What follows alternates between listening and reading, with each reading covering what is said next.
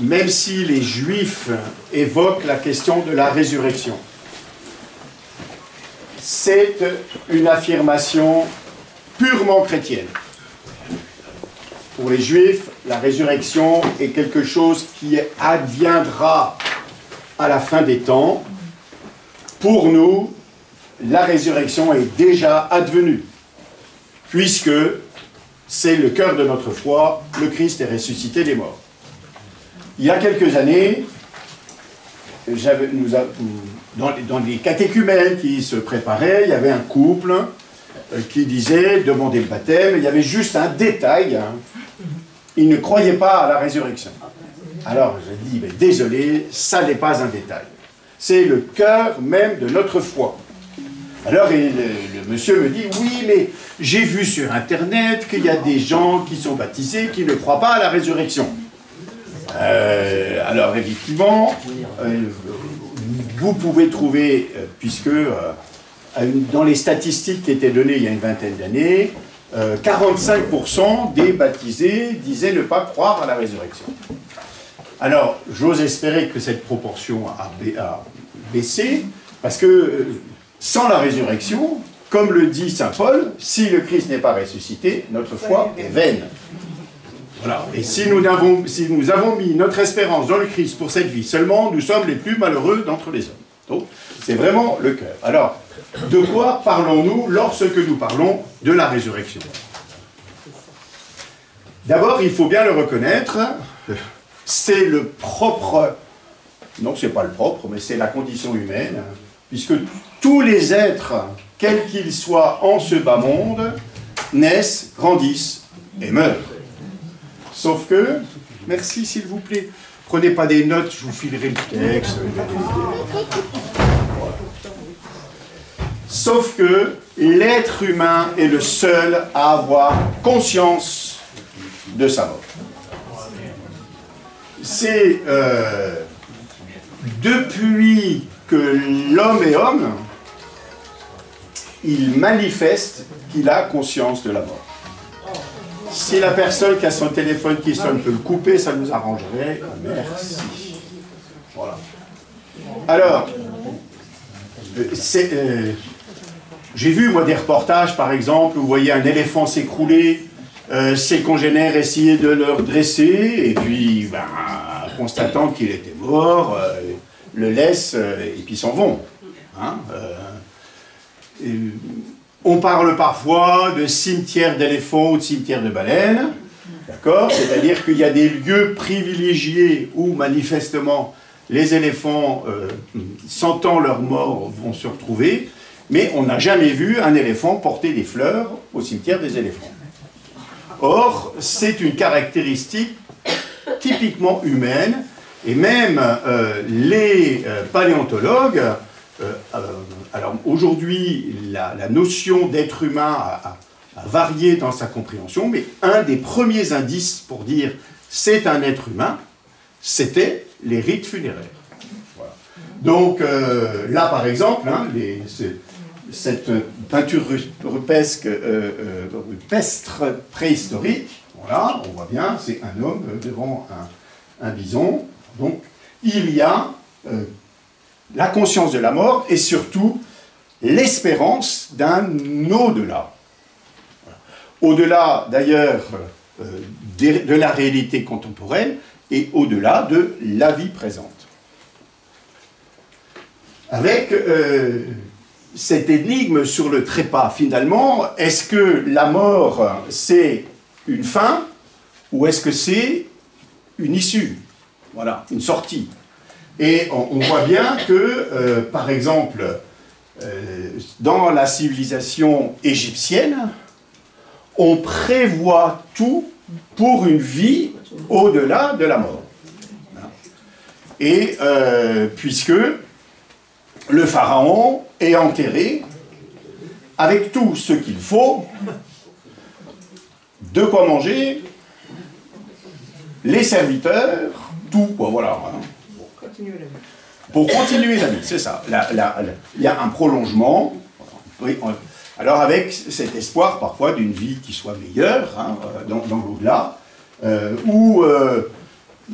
on parle des pharaons, mais peut-être avez-vous vu un reportage sur le site de Lavaux près de Troyes, où il y a une tombe gauloise, hein, avec, là encore, un guerrier qui est enterré avec son armement, de la nourriture, son cheval, son chariot, enfin tout pour qu'il continue. Ou chez les Indiens d'Amérique, vous avez aussi ce même principe de courir dans les chasses éternelles. Voilà. Si il n'y a rien après la mort, hein, ou si simplement, comme le pensaient par exemple les Grecs, les Romains, ou même les Hébreux, on attend dans un endroit, et puis on attend, on ne sait pas trop quoi, dans les lieux inférieurs, qu'on appelle les enfers. Hein. Ne confondez pas l'enfer au masculin, au singulier, et les enfers au pluriel.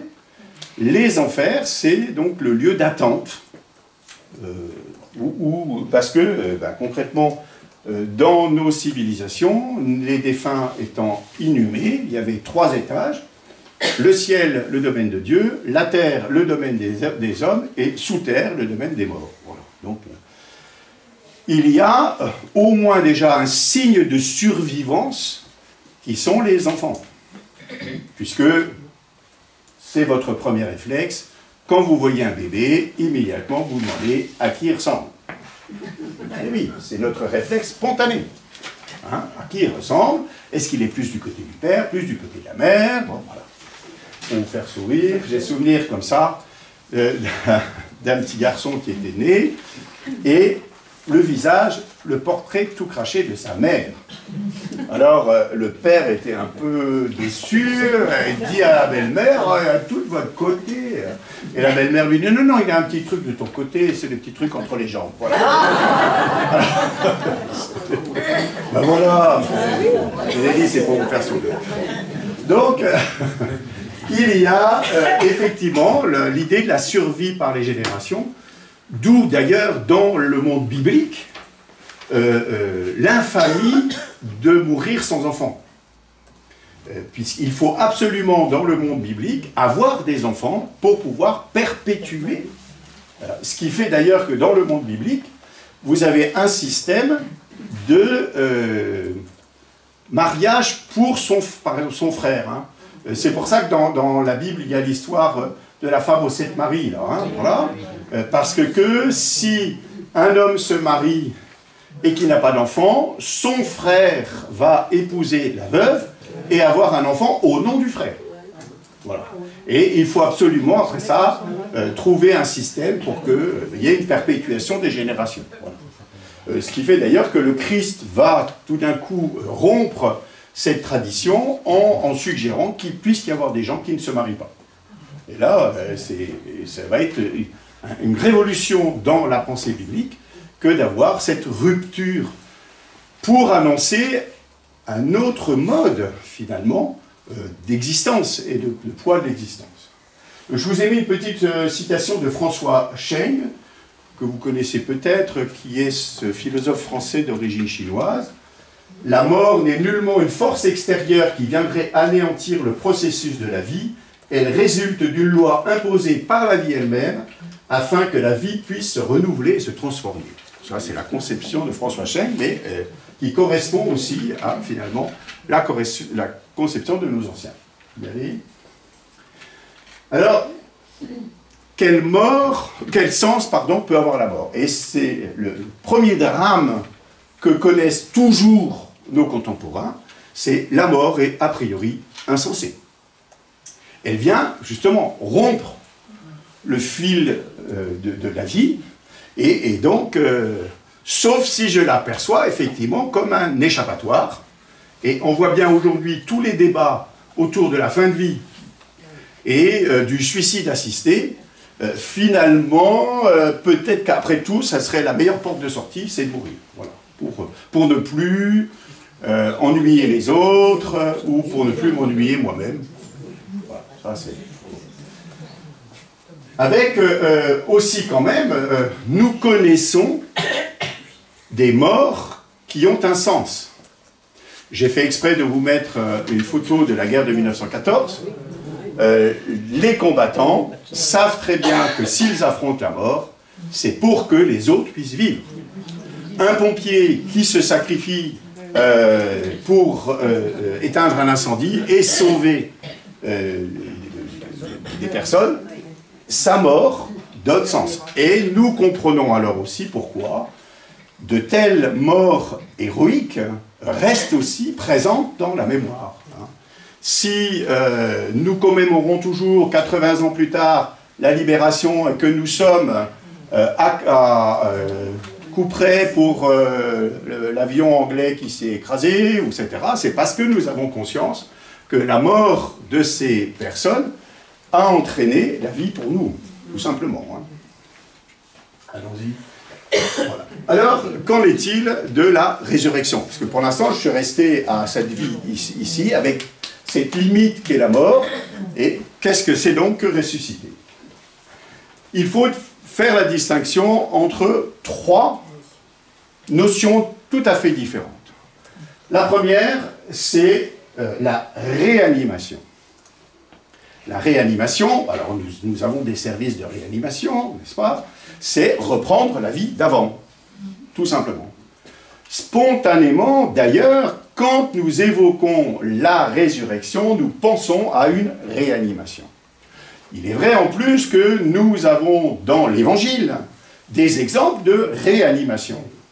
La fille de Jaïr, par exemple, que Jésus vient relever, eh bien, la fille de Jaïr, elle est remorte, si je puis dire.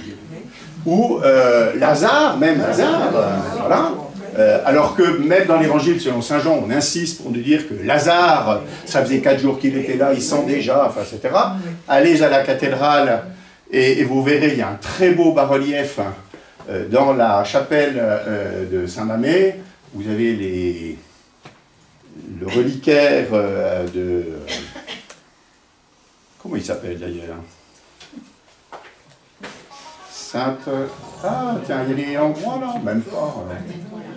Si, le reliquaire de cire, là. Donc, bon, peu importe.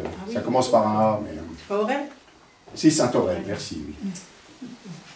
Et donc, vous avez un bas-relief représentant Jésus arrivant devant Lazare, au tombeau, et vous avez les gens qui se pincent le nez. C'est très amusant, on les voit se pincer le nez, donc pour dire, ils sentent déjà. Voilà. Mais Lazare, lui aussi, est remort. En fait, c'était une réanimation. J'ai entendu l'autre jour à la radio un humoriste qui prétendait que Jésus était mort 2 fois. Eh bien, je suis désolé, Jésus n'a pas été réanimé, il est ressuscité. La deuxième notion, c'est la notion de réincarnation. Là encore, très souvent, nous confondons réincarnation et résurrection. La réincarnation, c'est reprendre vie dans une autre condition, dans une autre créature, voilà, dans une autre chair, littéralement. Et la réincarnation, alors, dans le monde bouddhiste, c'est une notion qui s'est développée dans le monde bouddhiste. C'est justement comment concevoir la survie au-delà de la mort. Chez les Grecs, on parlait de métempsychose, c'est que l'âme migrait dans un autre corps. Chez les bouddhistes, cette migration est l'occasion d'une vie nouvelle. Entre parenthèses, dans le monde bouddhiste, c'est un malheur. Et ne l'oublions pas, la réincarnation pour les bouddhistes, c'est un malheur. Ça veut dire que je suis obligé de reprendre une vie avec toutes les joies et toutes les épreuves de la vie, et que même en fonction de la vie que j'ai eue ici, la réincarnation va se faire dans une condition supérieure ou inférieure.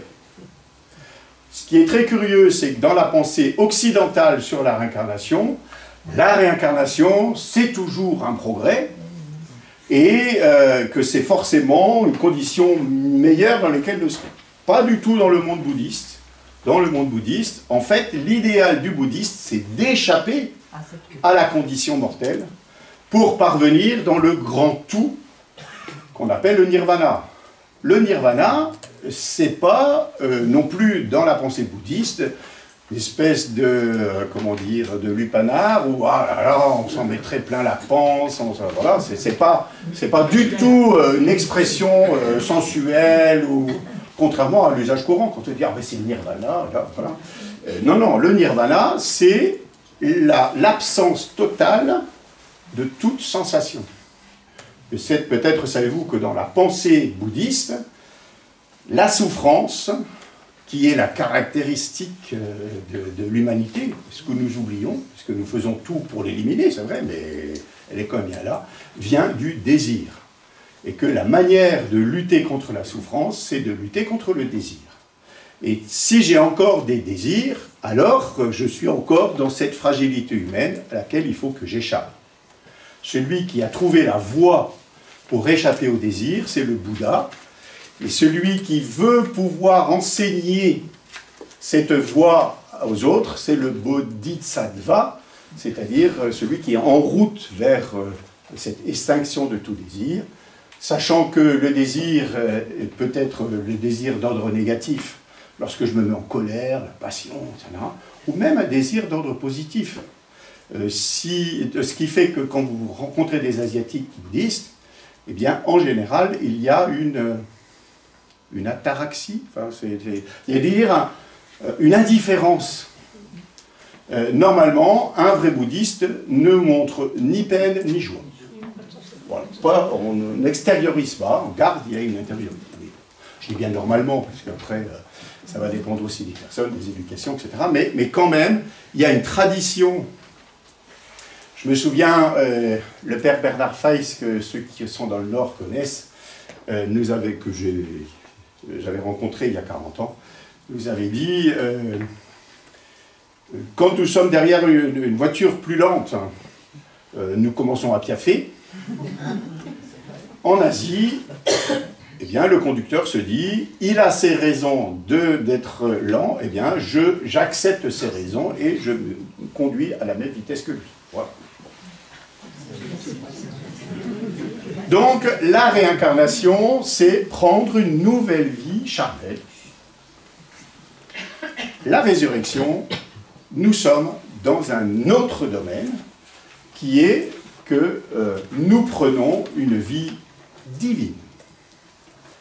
Il y a dans le Nouveau Testament, enraciné d'ailleurs dans le récit biblique, cette distinction entre la chair et l'esprit, la chair étant la condition humaine dans sa fragilité, l'esprit la condition humaine dans son caractère divin. Puisque dans le récit de la Genèse, on nous dit que Dieu insuffla à l'homme un souffle de vie. Et le rapport entre l'âme et le souffle est sensible, puisque de toute façon, quand vous ne respirez plus, a priori, vous êtes mort. Voilà. Alors on sait bien toutes les difficultés, quand est-ce qu'on est mort ou pas, et les messieurs des pompes funèbres qui sont là, ont peut-être déjà connu des gens qui étaient en situation de catalepsie, et voilà. Et on sait bien que si vous appelez croque-mort, c'est parce que on vérifiait que l'intéressé était véritablement mort en le mordant, tout simplement. On le mordait les pieds, je crois, un doigt de pied, un des ennuis, voilà. Donc, c'est la distinction entre la chair et l'esprit. Aujourd'hui, malheureusement, dans notre langage ordinaire, la chair, c'est la vidoche, la viande, voilà. Or, il ne s'agit pas que de la viande, il s'agit de toute ma personne dans sa fragilité. La résurrection, c'est passer de la chair à l'esprit, et je vais l'évoquer tout à l'heure, c'est une vie transformée en vie divine. Alors, voilà, la foi biblique dans la résurrection s'est développée petit à petit. Bien avant le Christ, c'est tout, les morts sont morts et ils attendent. Et voilà, vous avez si vous lisez certains prophètes, si vous lisez les récits dans les livres de Samuel, ou voilà, peu importe, simplement on attend. Il n'y a pas de... Et puis petit à petit vient l'idée qu'il puisse y avoir, à la fin des temps, une plénitude de vie qui nous soit redonnée. Une vie nouvelle au dernier jour. Alors je vous cite ici quelques psaumes, où donc allez, voilà, tu es partout, hein, Seigneur, c'est le psaume 138-139, je gravis les cieux, tu es là, je descends chez les morts, te voici. Donc Dieu est partout. Donc si Dieu est partout, pourquoi est-ce que moi je ne pourrais pas être avec Dieu partout aussi? Ou le psaume 15, tu ne peux m'abandonner à la mort, ni laisser ton ami boire la corruption.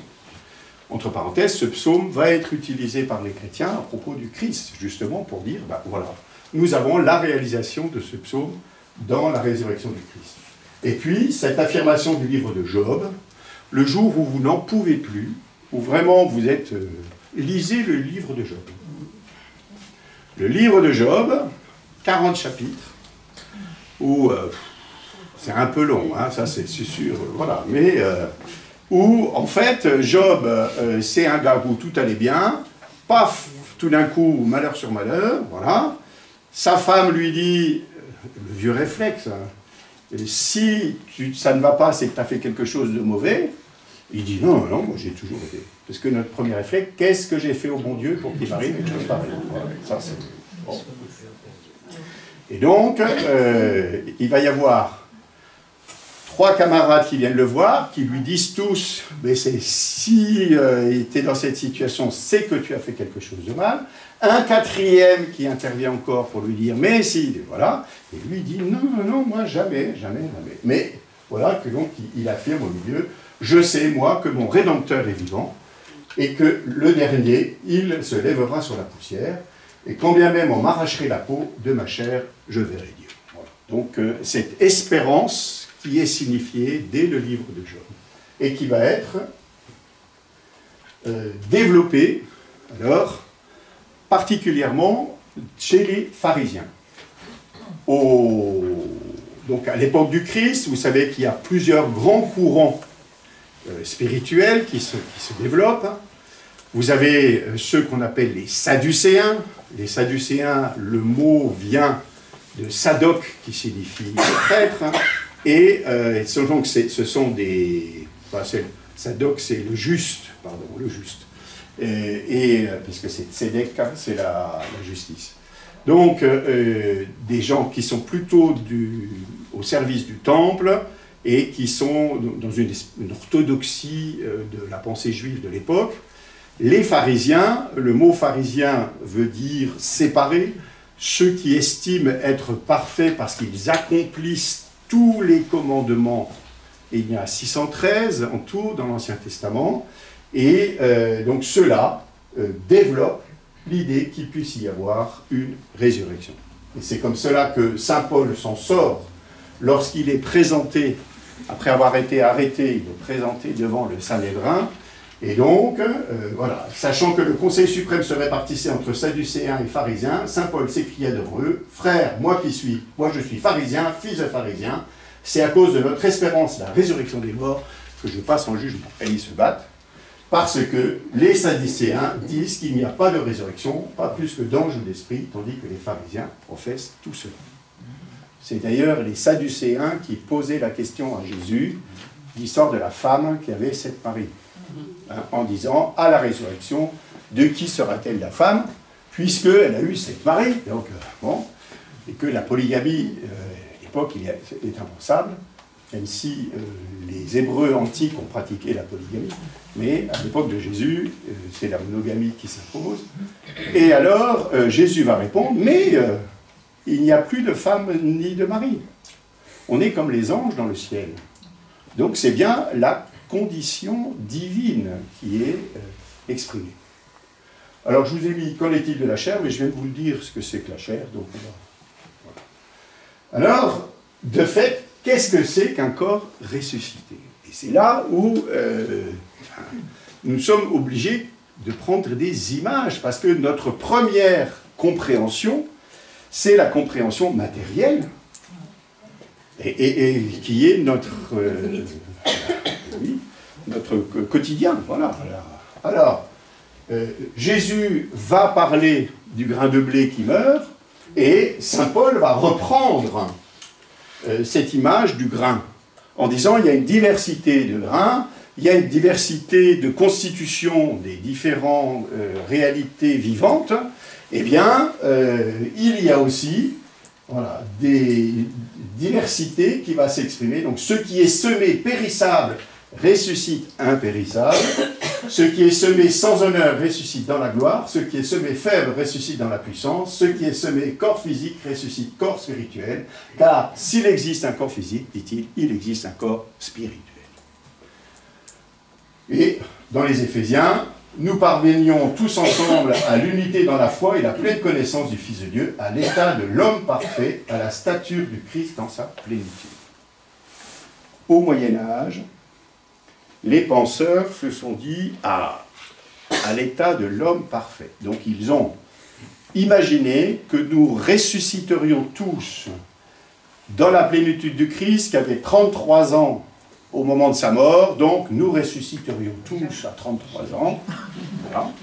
Et ils se sont dit, un corps parfait, qu'est-ce qui, dans la réalité terrestre, est parfait? Le corps le plus parfait, c'est la sphère.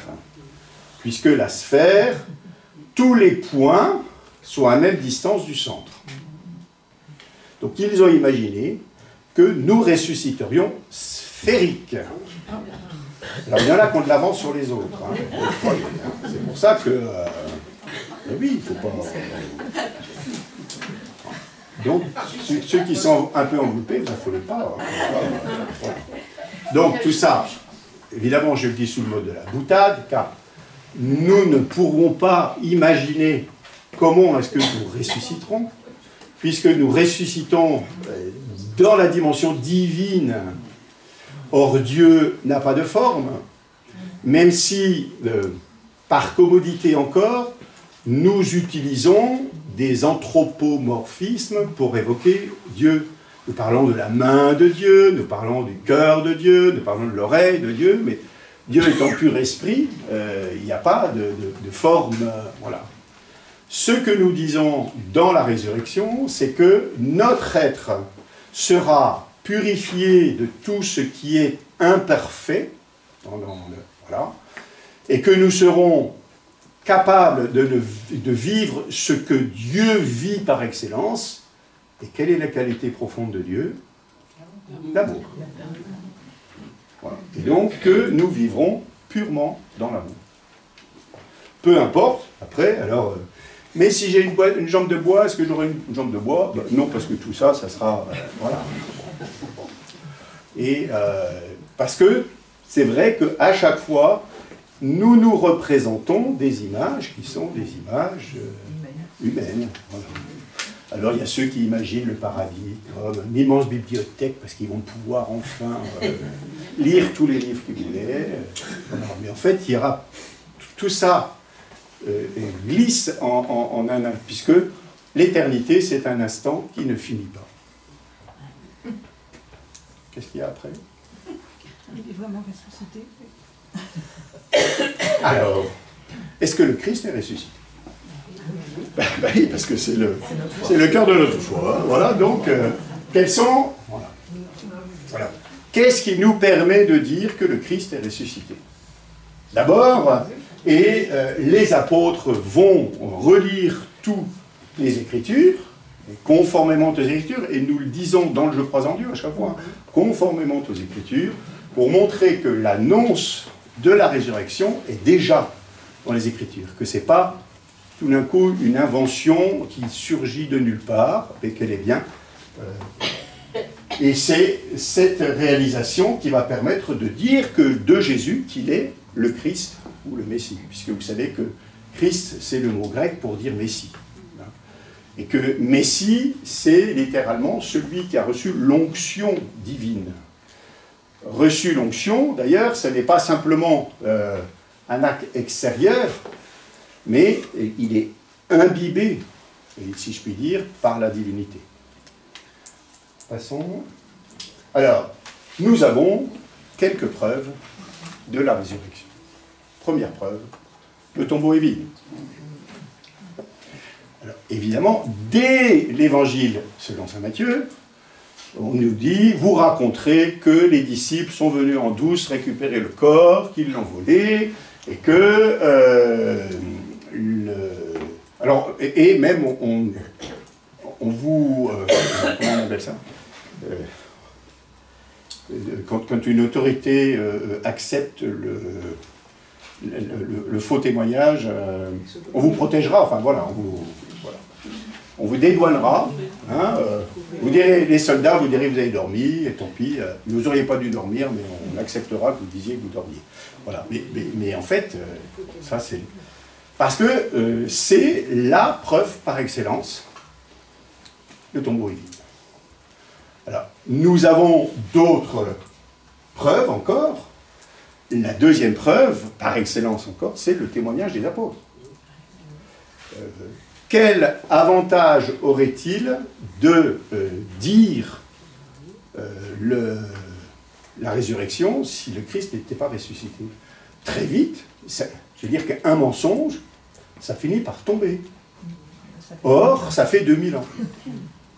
Et quand je parle du témoignage des disciples, je ne parle pas que du témoignage verbal de ceux qui auraient vu, mais même du témoignage de vie des personnes qui vont endurer la mort parce qu'ils savent que le Christ est ressuscité et que leur vie vaut plus dans la résurrection que la vie terrestre qu'ils connaissent. Et puis, il y a l'histoire des linges. Alors, on a encore reparlé récemment du suaire de Turin, avec, parce que le suaire de Turin, donc nous avons l'attestation formelle à partir du XIVe siècle de l'existence de ce linge dans une petite bourgade de l'Aube, près de Troyes, voilà. Je ne sais plus, ça s'appelle Liré, non? Liré, voilà. Bon. Et d'ailleurs, le dernier document qui sont sortis est un document du XIVe avec un chroniqueur qui dit non, non, c'est pas possible. Voilà, c'est tout, mais il n'y a pas de preuves supplémentaires. Il y a quand même tout un faisceau d'indices qui sont surprenants, même si l'Église ne dit pas officiellement c'est le suaire du Christ, elle le pense à 95 voire 99%. Parce que vous avez plusieurs choses qui sont surprenantes dans ce suaire.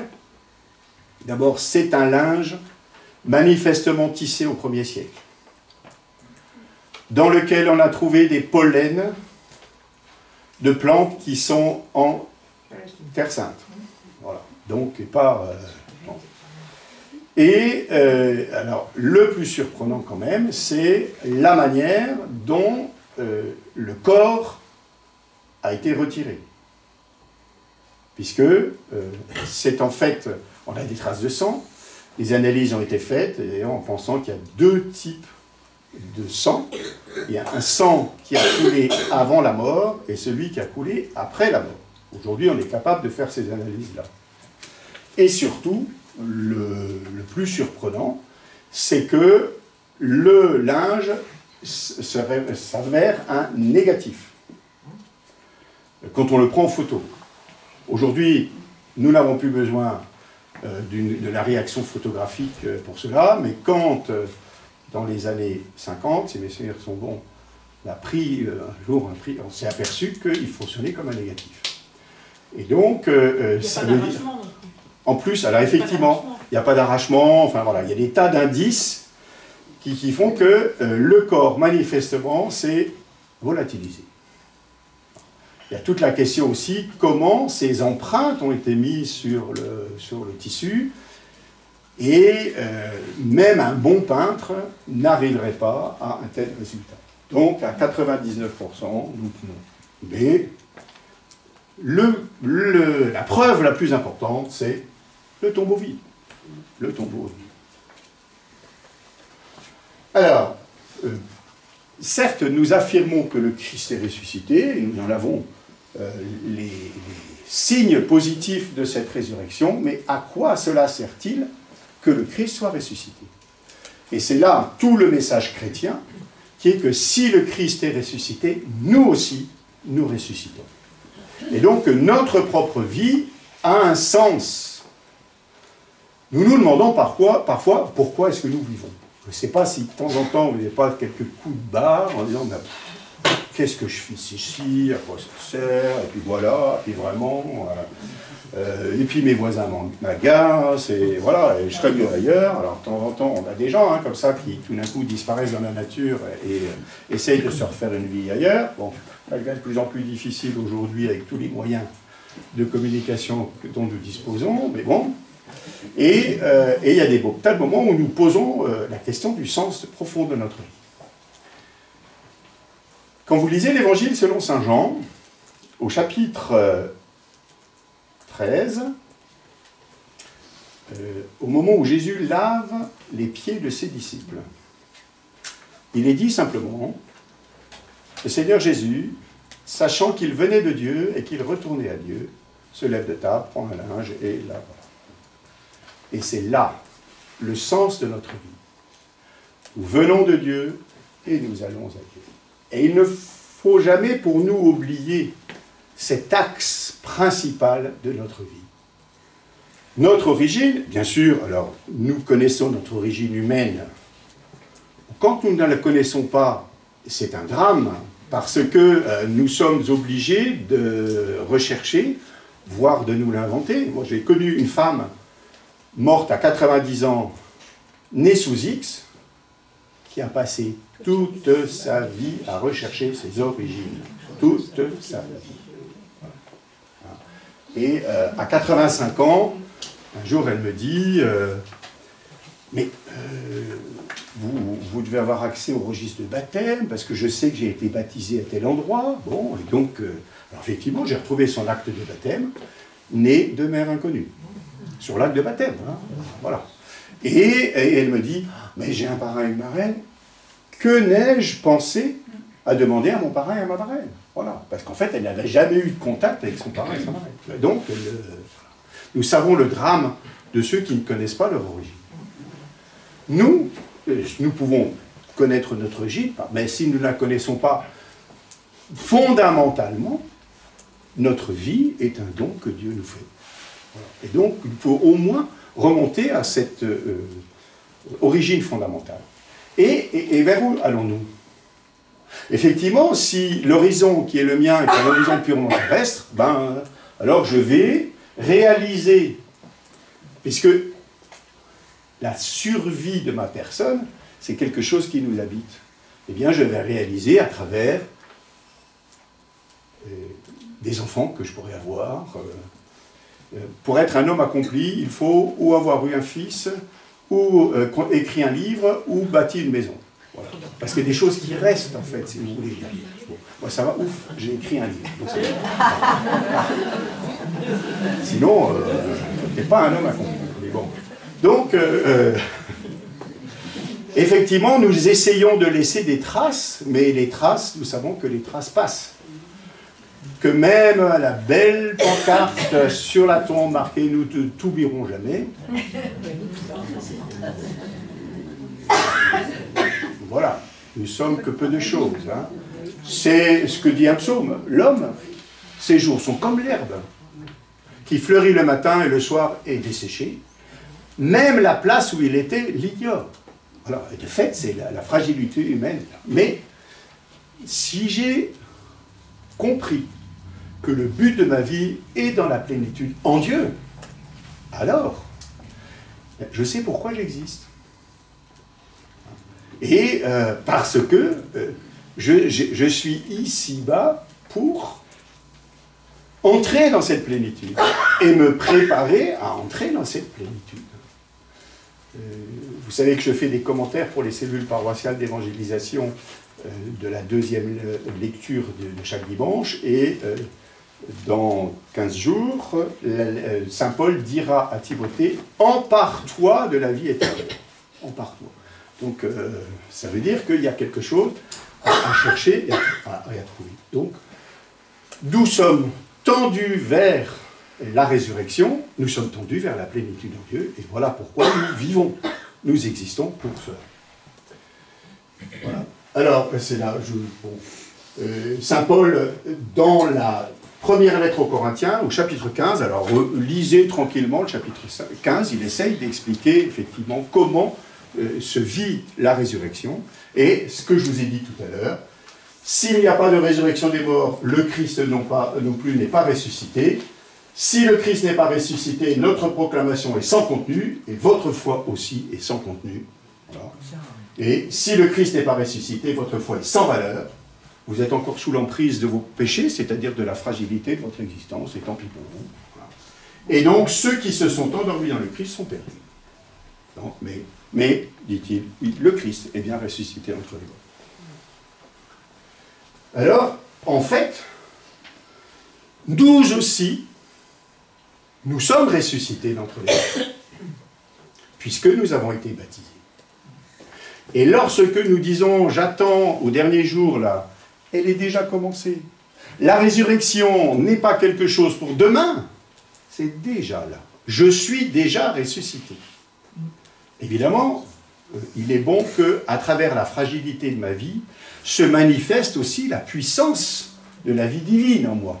Sinon, je serais un contre-témoignage. C'est vous qui sonnez encore? Ah non, c'est pas moi. Hein. Voilà. Voilà. Alors, Saint Basile de Césarée, au IVe siècle, écrit « Comment donc réussir à descendre au séjour des morts en mimant l'ensevelissement du Christ par le baptême ?» Voilà. Donc nous sommes noyés dans l'eau du baptême et nous en ressortons vivants. Nos aïeux, dans les premiers siècles, manifestaient véritablement ce passage. Le baptistère, si jamais vous allez à Poitiers, par exemple, il y a un baptistère antique. Le baptistère est octogonal, puisque 8, c'est le chiffre de l'éternité. Je vous l'ai déjà expliqué, ça, je ne vais pas vous... Et puis, on rentre par l'ouest, le côté où le soleil se couche, donc où il meurt, et on ressort par l'est, le côté du soleil levant, donc de la vie. Ça, c'est les... Et si autrefois nos églises étaient orientées, c'est-à-dire tournées à l'est, c'est bien parce que c'est le côté de la vie qui s'élève et du soleil qui est le Christ pour nous. Voilà. Jésus a dit d'ailleurs, celui qui croit en moi, même s'il meurt, vivra. Donc, par le baptême, j'entre déjà dans la vie éternelle. Alors, deux effets principaux à la résurrection. Premier effet, l'audace du martyr, j'y faisais allusion tout à l'heure, puisque l'essentiel de ma vie n'est plus en ce monde que nos aïeux qualifiaient d'ailleurs de vallée de larmes. On le chante dans le Salve Regina, hein, Illac lacrimarum vallée, dans le vallée de larmes, parce que, les difficultés que nous connaissons ici-bas, parfois nous nous plaignons, « Oh, on n'a jamais vu ça !» Si, alors, désolé, faites un peu d'histoire, et vous verrez que la condition de vie de nos ancêtres n'était pas... alors aussi, nous avons peut-être des conditions techniques un peu meilleures, mais l'épidémie qui nous a frappés il y a 5 ans a profondément bousculé nos contemporains, et en particulier les jeunes générations, qui se sont dit, bien mince, on avait tout allait bien, puis un petit truc de rien, là, paf, et tout est foireux. Voilà. Hein.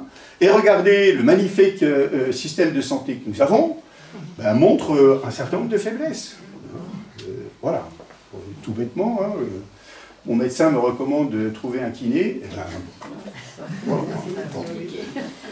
Voilà. Donc, alors pourtant, nous avons un système de santé tout à fait convenable. Enfin, voilà.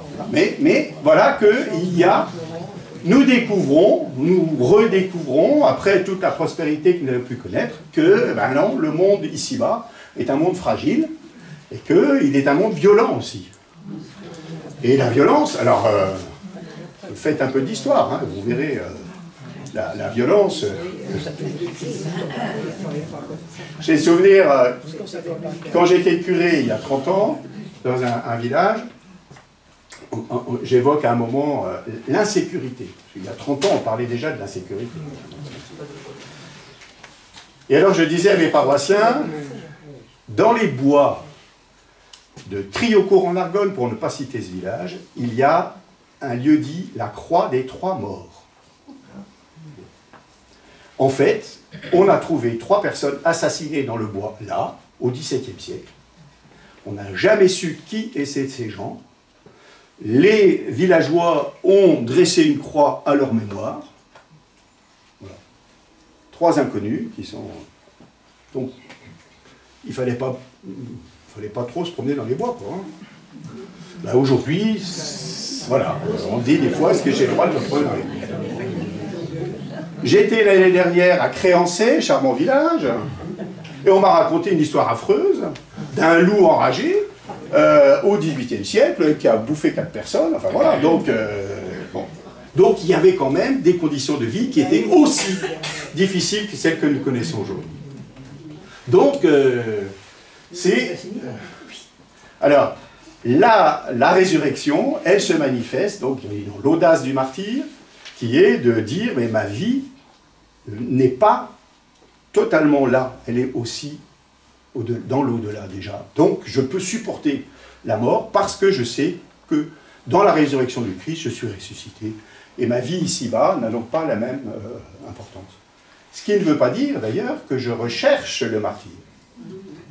Et ceux qui ont bravé la mort ne sont jamais reconnus comme martyrs.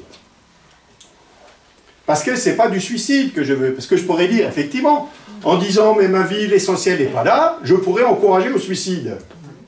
En disant, après tout, vous voyez, et je vous avoue que dans certaines célébrations d'obsèques, notamment avec des obsèques du suicidé, je ne peux pas faire la promotion du suicide. Puisque Dieu est maître de mon existence. Ce n'est pas moi qui suis maître de mon existence. Je voudrais aujourd'hui être maître de mon existence en tout. De mon origine jusqu'à ma fin. Ce qui fait d'ailleurs que je vais porter plainte contre mes parents parce que je n'ai pas demandé à avoir la vie. Mais si, ça s'est fait récemment, là. Hein, bon.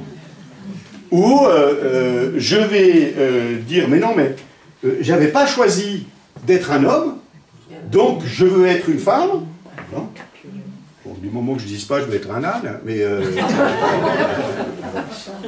après tout, pourquoi pas, hein. Voilà. Bon.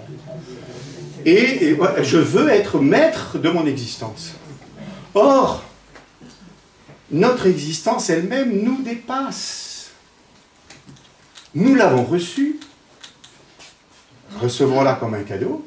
Plus nous l'accepterons comme un cadeau, plus il nous sera facile d'en faire un cadeau pour autrui. Et l'exemple du Christ qui donne sa vie et la profondeur, parce que l'amour, qu'est-ce que c'est? L'amour, c'est pas je prends pour moi, c'est je donne. Mais ça, c'est le plus difficile, parce que j'ai toujours l'impression d'y perdre quand je donne. Et le Christ d'ailleurs nous l'avait dit, celui qui veut garder sa vie pour lui, la perdra. Et celui qui perd sa vie à cause de l'évangile, la perdra. Et là-haut, il faut... donc, l'audace du martyr, ce n'est pas la recherche du suicide, c'est face à l'épreuve de dire, mais ma vie n'est pas tout à fait ici. Et elle est appelée à un déploiement. Donc, vous pouvez me retirer la vie, c'est pas grave, puisque je sais que... Alors, on a des tas d'exemples, effectivement, de martyrs. Hein. Saint-Maximilien Kolbe, par exemple, voilà, ça c'est... Deuxième effet de la résurrection, la force du pardon.